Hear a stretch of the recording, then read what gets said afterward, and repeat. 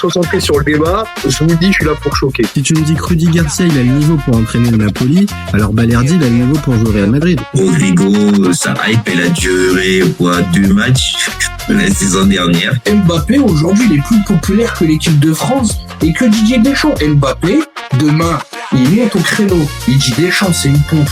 Il faut un changement d'entraîneur. T'es sûr que 48 heures après Deschamps, il va sauter. Mais je sais pas con, Dédé. Que Laurenti pense que le mec, il dépense 1 euro, il meurt. Je suis allé me faire la compil que ça dit. La compil, elle a duré 2 minutes, il n'y avait pas grand chose. C'est souvent les 3 bonnes tacles qui revenaient. Je me suis dit, attends, il y a que ça dans la compil. Guardiola, meilleur coach de l'histoire. C'est même pas le meilleur coach de l'histoire du Barça. Il faut arrêter avec Payet, c'est un grand joueur. Alex Ferguson, c'est juste un Giroud qui a eu beaucoup de moyens. C'est pour ça qu'il a réussi. Pendant des années, on se faisait dérouiller à chaque gros match. Ça fait penser à Rudy Garcia. Le match, il va débuter. Les 11 sur le terrain, ils vont se caguer dessus. On va sortir les popcorn, on va observer tout ça. On va tous mourir. Moi, j'y crois pas. On va se faire éliminer comme des putes. J'en suis sûr. J'ai déjà tout prévu. Le paquet de mouchoirs.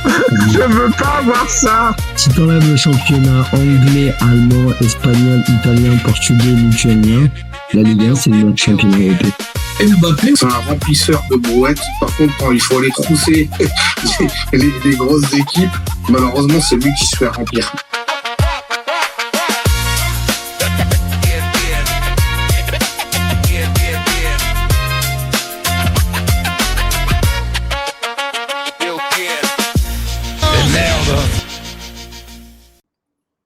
Salut à tous, super content de vous retrouver pour un nouveau débat du FC Copain, Mondial 2026. Alors les copains, ce soir, on s'est franchement bien amusé. Vraiment, c'était bien sympa ce qu'on s'est vu ce soir. Vraiment, il y avait du... il y a eu du suspense, il y a eu un match qui s'est détaché par rapport à l'autre. Même si je pense que si vous arrivez sur cette vidéo, vous avez été attiré par forcément cette question, la Côte d'Ivoire dans l'histoire. Et oui, parce que mine de rien, ce soir, c'est un peu l'histoire qui est faite pour les Ivoiriens. Mais au-delà de ça, je pense que ce soir, on s'est vraiment bien régalé sur ce format à 2 matchs. Parce que si ça avait été juste Curaçao Côte d'Ivoire, ok, on aurait décortiqué le 2-0 et cette performance historique, mais attendue de la part de la Côte d'Ivoire. Là, on a eu un peu un scénario de fou et imaginez juste si l'Équateur avait pas déconné contre Curaçao. On aurait pu avoir un final complètement dingue. Bref, c'était déjà sympa et on va pas s'en plaindre. Donc voilà, ce soir, j'ai un peu envie de faire mon gars un peu, allez, on va dire naïf du football. Voilà, je trouve que ce soir on a pris du plaisir avec des équipes qui ont joué malgré Curaçao, le fait qu'il soit éliminé, et l'Allemagne malgré qu'elle soit première. Même si après si on est un peu critique, on va vite se rendre compte que l'Allemagne elle a pas forcément super bien joué. Mais bon, on va rentrer. Ah oui, juste avant les copains, comme d'habitude. N'hésitez pas à vous commenter, vous liker, vous partager. On a besoin de ça. Faites ça aussi parce que c'est plus sympa pour le débat si vous y participez. Et puis si vous découvrez la chaîne, comme d'habitude, vous vous abonnez. Ça nous fait encore plus de visibilité et ça nous donne surtout de la force pour pouvoir continuer. Donc voilà, les copains, ça c'est la première chose pour ce soir. Donc j'ai dit la Côte d'Ivoire dans l'histoire. Bah ouais, parce que la Côte d'Ivoire dans l'histoire. Pourquoi ? Parce que tout simplement, ce soir, je vais vous montrer l'info, mais ce soir, on peut dire d'ores et déjà que la Côte d'Ivoire est qualifiée pour le second tour d'une phase finale de Coupe du Monde. Voilà. Donc ok, ça peut paraître super évident pour tout le monde, pas de problème, sauf que quand on y regarde de plus près, c'est pas un petit événement parce que même sous la génération de Drogba, je pense que si vous êtes fan de la Côte d'Ivoire, vous le savez mieux que moi. Ces glorieuses générations, malheureusement, elles ont jamais passé la phase de poule. Et là aussi, on aurait pu se dire, ça aurait pu, la place de troisième aurait pu arriver pour la Côte d'Ivoire. Et on aurait pu avoir, on va dire, l'histoire qui se répète avec une génération intéressante, talentueuse et qui repasse à la trappe. Donc là, mine de, même si en plus on avait été avec l'ancien format, la Côte d'Ivoire serait passée. Donc c'est pas à minimiser avec ce match contre Curaçao, avec tout ça. Non, vraiment c'est pas à nuancer. C'est important ce qu'a fait cette équipe de Côte d'Ivoire. Et bien sûr, ce soir, on va regarder très clairement l'opposition qu'il y avait. Et oui, bien sûr que ce qu'on a pu avoir du côté de Curaçao, je suis en train juste de chercher les stats. Voilà, elles sont là, les stats. Ce qu'on a pu avoir du côté de Curaçao, bon, les copains, c'est pas non plus dingo. Hein. Oula, non, c'est pas celle-là. C'est pas celle-là. Non. Hop, là, on s'est trompé. Alors, attendez. Hop. Voilà, c'est celle-là. Ça sera bien mieux. Comme cela. Voilà. Donc, voilà. Pardon, petit problème de visuel. Donc, ce qu'on a pu avoir du côté de Curaçao, alors, je l'avais dit, hein, je ne sais pas si vous aviez entendu ce petit débat qu'on a fait sur la chaîne pour savoir qui était la pire sélection du mondial. Honnêtement, c'est pas Curaçao. Franchement, c'est pas Curaçao et ce soir encore, il le montre. Maintenant, voilà, c'est une équipe quand même limitée et on va pas se mentir, c'est quand même pas, c'est pas une équipe qui laissera un souvenir impérissable. Par contre, ce soir, elle a encore vendu, on va dire, crânement sa chance. Elle a essayé, mais à partir du moment où Pépé marque à la 7e minute de jeu, bon, ben voilà, le match est plié. Donc, en fait, tout s'est fait avant du côté de la Côte d'Ivoire.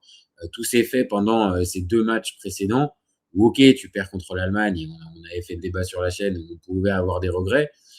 Maintenant, ce qu'on peut avoir du côté de la comment voilà, je suis un peu étonné. Une occasion pour la Tunisie, au bout d'1 minute 16 contre les Pays-Bas. Oula, j'étais pas prêt. Pardon. Parce que ça joue en ce moment, les copains. Si vous n'êtes pas devant, il y a des matchs.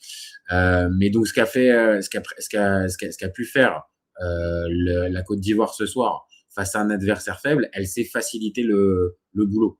Là où, par exemple, le match d'hier, le Maroc contre Haïti, on est avec une équipe marocaine qui très vite commence à galérer et prend le premier but et est obligé de courir après le match. Là, c'est pas le cas. On est vraiment avec une équipe ivoirienne qui a maîtrisé son sujet, mais sans fausse note en fait. Et même si, voilà, je le remontre, il y a eu quelques occasions. Il y a eu quelques occasions dans le match. Franchement, on peut pas véritablement dire que les joueurs de Curaçao, donc les Curassiens, aient véritablement été une opposition. Mais, je l'ai dit, fallait aller le chercher. Fallait aller le chercher, cette victoire. Comme on le voit sur le momentum, oui, clairement, il n'y a pas eu véritablement match dans cette rencontre, mais ça a été facilité, voilà. Et ça, c'est pas à nuancer, là où à certains moments, peut-être la Côte d'Ivoire n'était pas passée. Là, je le répète, cette équipe, elle a réussi à se qualifier, et même avec l'ancienne formule, elle serait passée. Donc, c'est pas à minimiser. Voilà. Après, on peut parler du choix de la compo, parce que dans ce match-là, les compos.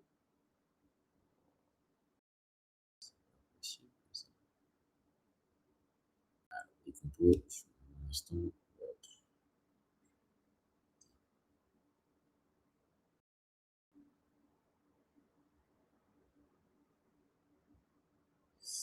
Les compos, voilà.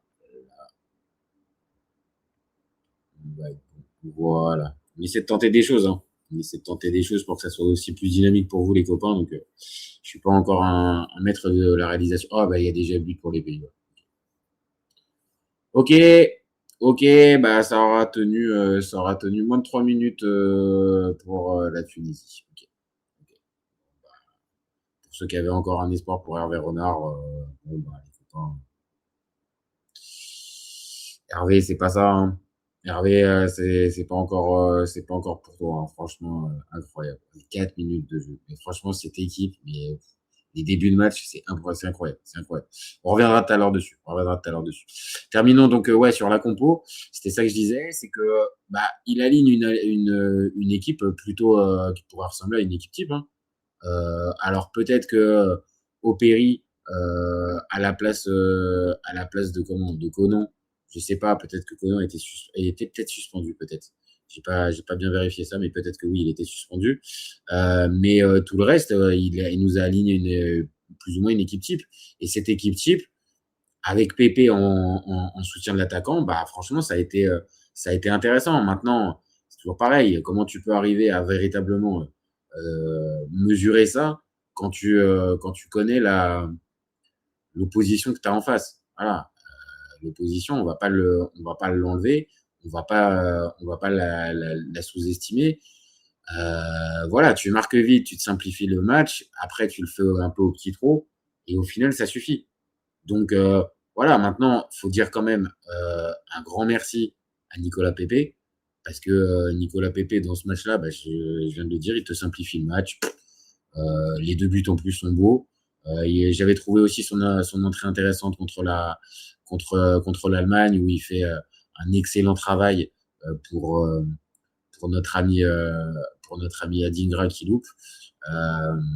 Donc ouais, il est plutôt intéressant, et j'entendais Gervinho parler de lui tout à l'heure, disant qu'il a progressé parce qu'il a travaillé, parce qu'il s'est mis un peu la tête à l'endroit après sa non-convocation pour la CAN, la dernière CAN.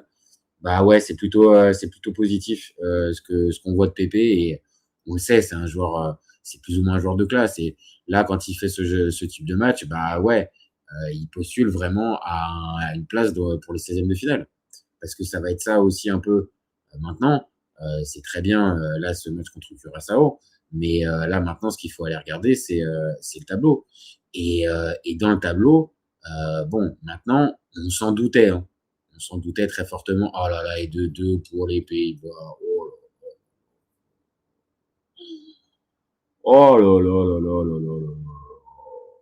Et Brobeck en rajoutant. Oh, ah non, mais c'est pas possible cette équipe. Mais qu'est-ce que c'est ça? Oh, mais les copains. Ouais, non, il n'y a pas hors-jeu, hein. Ah non, il n'y a pas hors-jeu. Ah non, remise. Ah ouais. Remise de Van Dijk pour Brobé, la défense, je sais pas. Elle était en vacances. Oh, je reprécise, hein, pour ceux, c'est pas le sujet du débat, mais les copains, il y a un match qui est en train de se jouer, donc je suis obligé d'en parler. Quand même. Je suis désolé, c'est pas drôle. C'est pas marrant. C'est pas réellement drôle, mais ce qu'ils font, les Tunisiens, c'est hallucinant. C'est hallucinant. J'attends juste de voir la mine. Ah, il y a un check goal. Il y a un check goal. Mais on doit être à moins de 7 minutes. Ouais, il y a bien un but. Ouais, non. Le but est bien validé, et on est à la. Allez, donnez-moi le score, là, les copains. Ah ouais, en fait, il n'y a plus de score. Ils n'ont plus envie de donner le score. Bah, Sport, ils n'ont pas envie de vous dire. En tout cas, moins de 10 minutes, et déjà 2-0 pour les Pays-Bas face à la Tunisie. Franchement, c'est un sketch total. Je ne comprends pas. On est à la 8e minute de jeu. Donc, le but arrive à la 7e, quoi. 7e minute de jeu. Bon, allez, revenons sur l'important, c'est la Côte d'Ivoire, et donc le tableau, les copains. Donc, le tableau, ça nous donne que la Côte d'Ivoire, alors je ne sais pas si vous arrivez à les voir, ils sont tout en haut du tableau, à côté du Brésil et à côté du Mexique.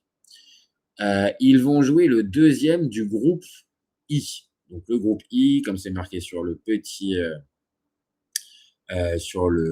visuel, le groupe I, c'est la France. C'est le groupe de la France. Donc, vraisemblablement, normalement, ça devrait être la Norvège. Maintenant, attention, il peut y avoir, c'est pas interdit, il peut y avoir un France-Côte d'Ivoire en 16e de finale si, tout simplement, la Norvège bat la France pour le dernier match demain soir. Bien sûr que la plus forte probabilité, c'est que ça soit la Norvège qui affronte la Côte d'Ivoire. Maintenant, cette possibilité-là, elle existe. Voilà, je vous dis juste. Et qu'un France-Côte d'Ivoire, ça aurait un peu de saveur vu ce qu'on a déjà vu de cette équipe,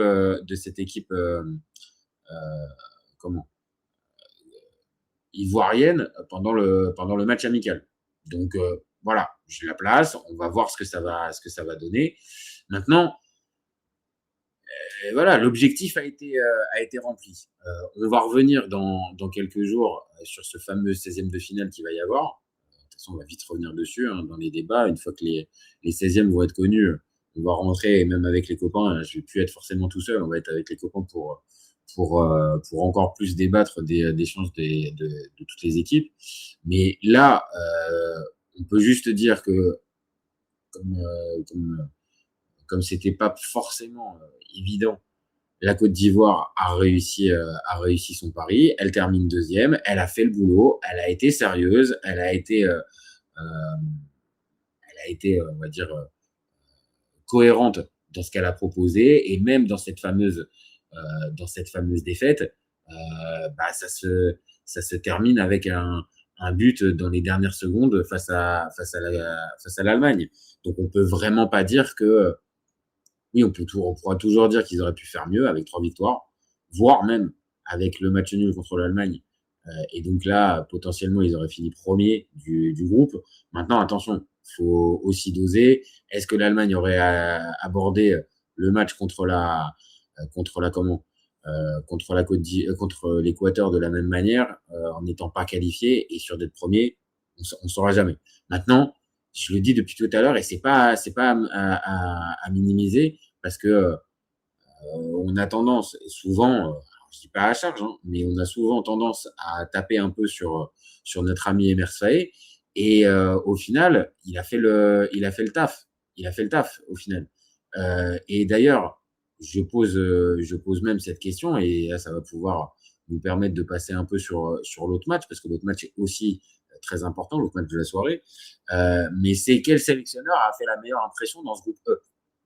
Et je vous dis, peut-être que sur le papier, Nagelsmann, il termine premier. Peut-être que BKSS, avec l'Équateur et ce final dingue, il peut donner l'impression d'avoir fait la meilleure impression, mais mine de Emers Faé, il va gagner le match clutch contre l'Équateur.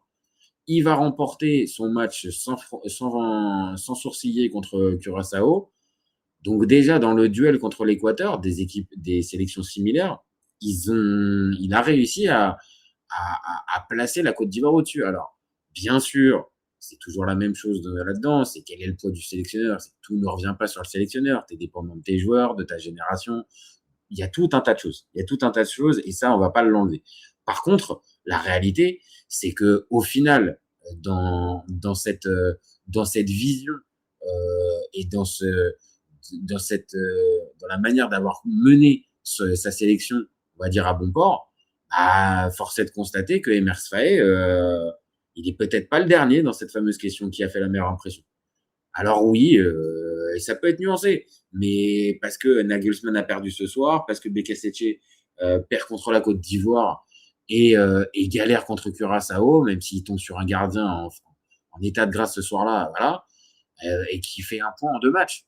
Donc voilà, c'est un peu le fil rouge de la soirée, mais je vous le dis, il y a quand même des arguments pour Emers Faé. Et pourtant, je le dis, j'ai pas honte entre guillemets de le dire. Souvent, on est plutôt critique sur sa manière de faire, sur ses changements et tout ça. Là, il a mené la mission à bien, et ça, c'était pas rien. Franchement, pas à minimiser. Je vais pas le redire pour pour la 50e fois, mais c'est pas à minimiser. Bon, pour ceux qui regardent pas, 13e minute de jeu, Tunisie-Pays-Bas, toujours 2-0. Il y a eu une belle occasion sur un coup de pied arrêté pour les Tunisiens. Ça a noté, hein, c'est tellement pas souvent que les copains, je vous le précise. Et Japon-Suède, on est à 0-0. C'est plutôt la Suède qui a les belles occasions pour l'instant. On a des jeux partout. Hein. On a des jeux partout, les copains. Bon, après, il y a eu un deuxième match. Ouais, le deuxième match. Alors, c'est pas celui-là. Le deuxième match, c'est une blague en fait. J'ai pas la compo de Allemagne-Équateur dans cette histoire.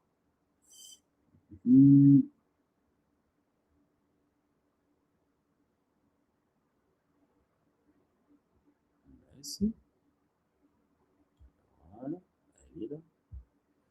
Et là, cette magnifique compo. Voilà, les copains. Donc, l'autre match, j'ai un peu raté mon effet d'annonce. Mais comme j'ai dit, hein, je découvre. Donc, Allemagne-Équateur. Autre style, autre ambiance. Là, pour le coup, il y avait vraiment de l'engagement. Et je vous le dis très, très honnêtement, j'ai été emballé par ce match. Vraiment. Donc, bien sûr que, comme je viens de vous le dire, j'ai gardé un œil avisé sur le Curaçao Côte d'Ivoire. Mais le match qui a attiré toute mon attention ce soir, franchement, les copains, c'était Équateur-Allemagne. Alors, bien sûr, le match doit être nuancé parce que tu as une mi-temps, enfin, t'as une équipe, pardon, qui joue pas véritablement quelque chose puisqu'elle est déjà qualifiée, l'Allemagne. Maintenant, on connaît tous les Allemands, hein, les copains. Les Allemands, en match de Coupe du Monde, c'est rarement là, ils sont rarement là pour faire de la figuration. Donc, ce qu'ils ont pu proposer ce soir, honnêtement, les Allemands, c'est très flippant s'ils étaient véritablement motivés. Vraiment. Alors là, c'est pas bon parce que vous le voyez dans les stats. Vraiment, ce qui s'est déroulé côté équatorien pendant les 90 minutes, vraiment, ils leur ont mis une intensité de fou. Et en plus, c'est important à préciser, c'est que la première, au bout de 2 minutes, l'Allemagne ouvre le score. Donc là, tu te dis, mais vraiment, l'Équateur, ils sont maudits. Vraiment, entre le match perdu à la dernière seconde, dans les dernières minutes contre la Côte d'Ivoire, le match où c'est pas possible, de pas avoir eu autant de malchance contre Curaçao. Hein. Et là, tu rentames le match contre l'Allemagne, au bout de 2 minutes, tu marques un but, tu prends un but. Là, je vous le dis, les copains, franchement, c'était compliqué. C'était vraiment compliqué pour les Allemands. Et voilà, ce soir, je porte le maillot. C'est plus pour le symbole. Hein. À choisir, je suis pas allemand et je suis plus en tant que citoyen du foot que j'ai mis mon maillot allemand. Et c'est surtout parce que j'avais pas de maillot équatorien. Parce que ce soir, j'étais beaucoup plus pour l'esprit équatorien. Et sur ce qu'ils nous ont montré, franchement, ils ont été vraiment très très intéressants les Équatoriens. Vraiment, je suis en train d'essayer de rechercher si on a j'ai pas les fameuses compos. Okay. Un peu dommage. Attendez, on va rester quand même juste sur les stats. Le temps que je cherche les compos. Donc on le voit sur la possesse, c'est plus les Allemands qui étaient au-dessus. Ils ont eu le ballon, mais souvent pour pas faire grand-chose. Et ça, c'est quand même un peu inquiétant pour les Allemands. C'est le nombre de tirs. Alors, ok, ils en font 11, mais on va dire les tirs cadrés, il y en a pas beaucoup. Hein. Vraiment, il y en a pas beaucoup. Maintenant, c'est toujours à nuancer. Comment on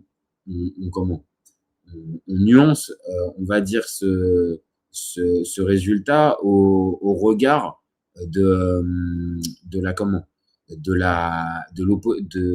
du paramètre d'être déjà qualifié avant ce deuxième match. C'est ça en fait moi qui me fait dire attention, soyons pas trop définitifs sur l'Allemagne. Voilà, j'ai trouvé les coups. Soyons pas trop définitifs sur l'Allemagne parce que voilà, ils étaient déjà qualifiés, assurés d'être premiers. Donc au fond, il n'y avait rien à gagner dans cette rencontre. Maintenant, comme vous voyez, dans les compos, Nagelsmann, il a fait pareil, en fait. Il a fait exactement pareil en réalignant son équipe type et au final, se retrouver avec un match 2-1 où tu t'es fait bouffer dans l'intensité, où le résultat est mérité, hein, parce que dans l'ensemble, c'est pareil. Regardez, quand on regarde les compos, quand on regarde les stats, franchement, la victoire équatorienne, elle souffre pas de grosses contestations malgré la possession de balle. Donc c'est en ça que il y a de quoi se poser des questions sur l'Allemagne. Même, je vais vous dire, hein, l'état de la charnière centrale, moi je suis vachement interpellé, hein. Rudiger avec Ta, franchement pour moi c'est pas convaincant. Franchement c'est pas convaincant. Après il y a aussi Kimmich sur le côté droit. Je suis pas extrêmement fan, mais bon voilà. C'était Rome côté gauche à la place de Braun. Moi j'avoue que je préfère Braun quand même côté gauche. Et par contre ouais côté Équateur, putain, quelle intensité les mecs qui te mettent, quelle intensité quoi. Déjà rien que les trois défensifs, il y a Franco aussi avec, hein. Mais les trois qu'on connaît, c'est-à-dire Ordóñez, Hincapié et Pacho, les gars, pour les passer, t'as intérêt tu peux les passer, hein, mais vraiment, ils sont durs sur l'homme, hein, les copains. Et quand on parle de dur sur l'homme, c'est pas juste ils te mettent des savates, hein. C'est vraiment, il y a aussi de la qualité athlétique, il y a vraiment du niveau, vraiment. Côté Allemagne, il n'y a pas ces mêmes garanties défensivement, vraiment, hein. Et puis ouvrons 2 minutes la question Manuel Neuer. Je vous dis les copains, je suis le premier à dire que c'est le meilleur gardien de l'histoire, parce que quand on parle de Neuer Prime 2014, on parle d'un gars qui est largement au-dessus et qui révolutionne limite un peu son poste, le poste de gardien de but. Et là, en 2026, ça commence à devenir chaud, hein. Et puis, on voit aussi que la défense, les défenseurs ont de plus en plus de mal à lui faire confiance, en fait. Et que sur certaines balles, pourtant qui joue avec lui, hein, dans le même club, on sent que c'est beaucoup plus compliqué. Franchement, j'ai eu beaucoup de mal j'ai eu beaucoup de pas de peine non plus, parce qu'il faut pas abuser, il sort quand même 2-3 arrêts, hein, dans cette rencontre, Manuel. Faut pas non plus se gourer, mais sur l'ensemble, ouais, je trouve que ouais, c'est plus le gardien déterminant et juste si tu places bien ton ballon, je suis un peu dur quand je vais dire ça, mais si tu places bien ton ballon, Manuel Neuer, il t'arrête plus en fait. Donc ça va être là où va être peut-être la vraie question pour l'Allemagne. Maintenant, ce soir, ce qu'on peut juste voir, c'est que l'Équateur a totalement mérité cette victoire. Et pour tout un tas de raisons, vraiment, ça fait plaisir de voir ce résultat-là pour la bande de BKCC, parce que ouais, il y a vraiment de la qualité. Et là, j'ai parlé de la défense, mais les gars, je vous invite à regarder le milieu de terrain, l'attaque, Plata devant, Valencia, on le connaît, mais Angulo, pareil, qui va marquer l'égalisation. Caicedo, voilà. Yeboah, c'est pareil. Yeboah, super bon joueur. Il déborde, il est percutant. Vraiment, il y a énormément de talent dans cette équipe. Énormément de talent. Vraiment, c'est vraiment très, très fort et ça fait plaisir. Alors oui, hein, officiellement, au moment où on parle, ils sont pas officiellement qualifiés. Voilà. Faut être très honnête. Voilà, je reprends le classement. Quand on reprend le classement, ils sont 3e. Donc, attention, 3e avec une différence de but de 0. Alors que c'est la pause fraîcheur, Tunisie-Pays-Bas, toujours 2-0. Et Japon-Suède, on va approcher de la fameuse pause fraîcheur. Donc, on a loupé le premier carton. Il ne s'est rien passé de transcendant, à part encore une fois que les Suédois, c'est eux qui ont la balle. Et que les Japonais sont quand même un peu décevants pour l'instant. Dans ce qu'ils ont l'air de faire, il n'y a pas l'air d'avoir grand chose. Voilà, donc pour en revenir à ce groupe, L'Équateur termine donc 3e.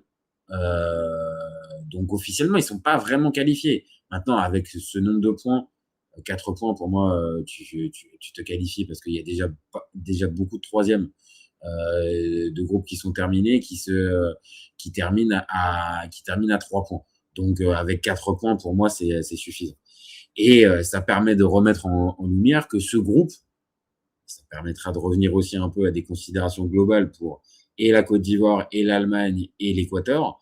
Ce groupe, il était quand même sacrément relevé. Et au final, Curaçao termine avec 1 point, donc pas avec la bulle totale. Mais on a bien compris qu'ils étaient complètement en dessous, et on a eu 3 sélections de haut niveau qui se sont tapées pour la qualification. Donc voilà, c'est juste dommage. Je vous cache pas, c'est juste dommage que l'Équateur ait pas battu Curaçao, parce qu'on aurait eu 3 équipes à 6 points.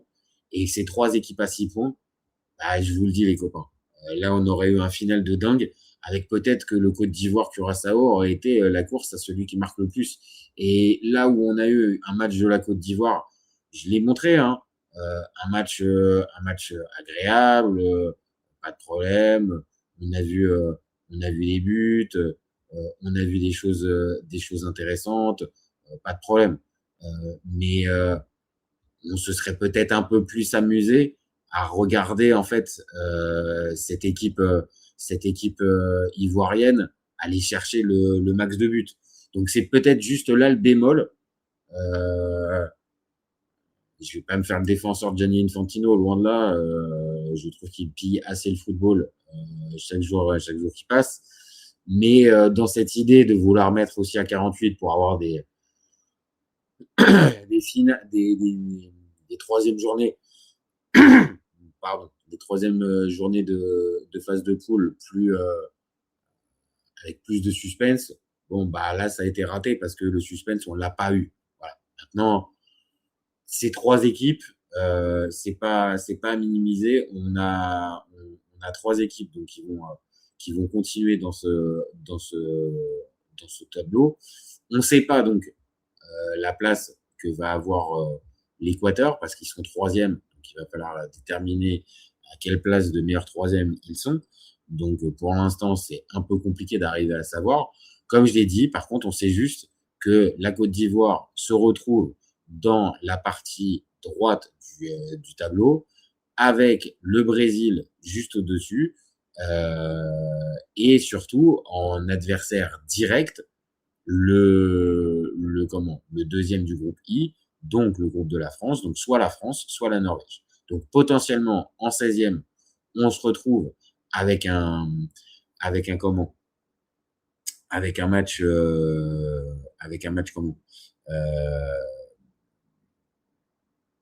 16e, pardon. On se retrouve avec un match Côte d'Ivoire. Pardon, non, je me suis trompé. Ouais, c'était ça. On reste ça. Un match Côte d'Ivoire face à la comment face soit à la France, soit face à la Norvège. Et pour le reste, on se retrouve avec peut-être, potentiellement, en tout cas, le Brésil ou le Japon ou les Pays-Bas. Tout dépend de ce qui va se passer. Mais pour l'instant, c'est Brésil-Japon qui se dirige et Pays-Bas, Maroc. Pour l'instant, c'est vers ça qu'on se dirige. Donc, à voir ce que ça va nous donner au fur et à mesure de la soirée et des matchs. Maintenant, ce qu'on peut juste constater, c'est que là, l'équipe de Côte d'Ivoire a fait le taf, comme je l'ai dit. Et ça, c'est pas à minimiser. Et dernière chose, avant de conclure, parce que là, il va falloir relancer un petit peu la machine à match, parce que bon, toujours 2-0 pour les Pays-Bas et toujours 0-0 pour personne, entre le Japon et la Suède. Pardon, je perds un peu le niveau. Maintenant, voilà, je repose la question, les copains. Dites-moi en commentaire si pour vous, celui qui fait la meilleure impression comme sélectionneur dans ce groupe E, est-ce que c'est Nagelsmann, est-ce que c'est Faé ou est-ce que c'est Bekaseche? Moi, je vous le dis, même si c'est pas celui qui m'emballe le plus, c'est celui qui me donne peut-être le plus d'émotions, et celui qui a fait la meilleure impression, c'est Emers Faé. Parce que c'est celui qui a été le plus cohérent, qui n'a pas eu son équipe qui a choqué. Oh là là là, on était proche du 3-0 pour les Pays-Bas. C'est celui qui a pas choqué. Donc, bien sûr qu'il n'est pas populaire pour certaines raisons, parce que c'est choix, parce que entraîneur un peu frileux. Maintenant, faut quand même un peu ouvrir le débat quand même un peu sur Emers Faé, les copains. Emers Faé, c'est quand même un gars qui a remporté la CAN 2023, alors qu'il était arrivé 3 semaines avant, et encore, même si c'est notre ami Chris qui le rappelle très souvent, il est dans le staff de Jean-Louis Gasset avant, donc il fait partie un peu de la loose et de l'échec, mais il arrive quand même à redresser ça de telle manière à ce que la Côte d'Ivoire est championne d'Afrique. En 2025, ok, il y a ce match contre l'Égypte, mais vraiment, ça se joue à pas grand chose, hein, les copains. Ça se joue à pas grand chose pour Emers Faé, hein, d'arriver à inverser. Et il y a la qualification pour ce mondial sans avoir encaissé de but, si je me trompe pas. Là, on est dans un groupe qui est compliqué, avec Allemagne, avec l'Équateur. Tu arrives à finir deuxième sans trembler pour ton dernier match. Là où les glorieux anciens, dans des groupes plus compliqués, pour la 3e journée, c'était compliqué, il fallait regarder la calculette. Là, il y avait juste à gagner contre Curaçao, autant vous dire une formalité, normalement, même si l'Équateur avait été tombé dans ce piège-là. Pour moi, il y a quand même beaucoup d'éléments qui font dire que, attendez, Emers Faé, ok, on peut être un peu mécontent sur lui, peut-être qu'on pourrait être plus exigeant encore, ok, je vous entends, mais faut être honnête, ce qu'il arrive à faire, c'est quand même fort. Donc moi je le précise, j'ai pas peur de dire que ce que Faé fait, je sais pas si c'est voilà, il y avait pas de petit jeu de mots, hein, dans la question, mais ce qu'arrive à réaliser Emers Faé, je vous dis, c'est pas n'importe quoi, c'est pas rien. Vraiment, c'est pas rien. Donc bravo à lui. Bravo évidemment aux joueurs, parce que c'est eux qui sont là. Comme j'ai dit, ce match face à Curaçao, tu peux pas tirer véritablement de gros enseignements, parce qu'il y a trop de niveau d'écart entre les équipes, et on ne peut pas. Maintenant, la formule utilisée avec Pépé dans l'axe, en soutien de Boni, avec Diomandé à gauche et Amad Diallo à droite, je pense pas qu'on va la revoir en match, parce que là, peut-être que là vous allez revenir à ce que vous lui reprochez très souvent, c'est son côté frileux. Bien sûr qu'il y aura sûrement de ça. Et il va peut-être pas démarrer le 16e de finale, soit contre la Norvège ou la France, de cette manière-là. Mais en cours de match, peut-être dans certaines circonstances, il va peut-être être amené à le faire. Et ça, c'est pas rien de se dire que dans ton équipe, t'as les arguments pour pouvoir peut-être arracher un résultat ou faire un résultat fort. Donc, pas minimiser ce qui a été fait ce soir. Vraiment, je l'ai dit dès le départ, et c'est pas.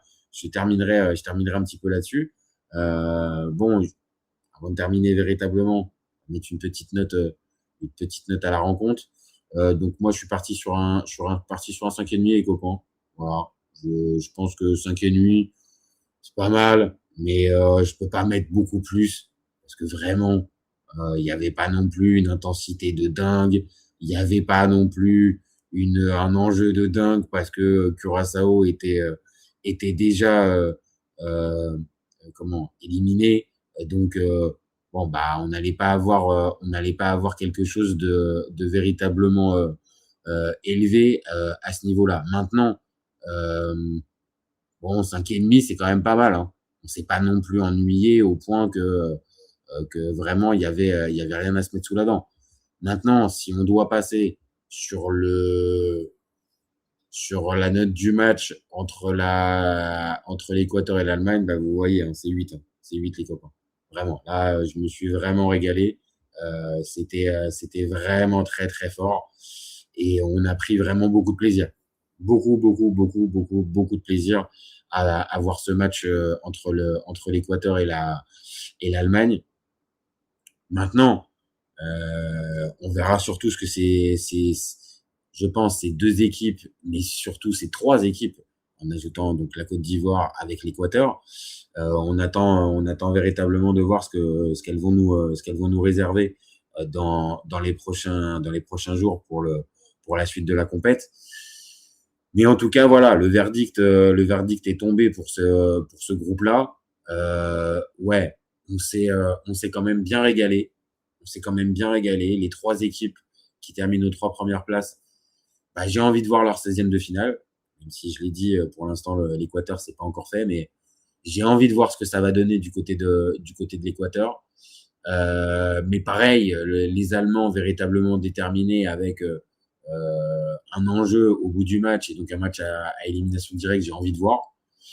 Et l'Équateur, pareil, ça va être dur forcément parce que ça sera face à un premier de groupe. Mais cette équipe-là, en tout cas, elle a quand même répondu en partie aux attentes du pays, même si je pense que le pays a des attentes encore plus fortes pour cette sélection. Mais non, vraiment, c'était très très fort ce qu'ils ont réussi à montrer. Donc bravo à ces 3 sélections parce que grâce à elles, on s'est régalé en fait. On s'est régalé.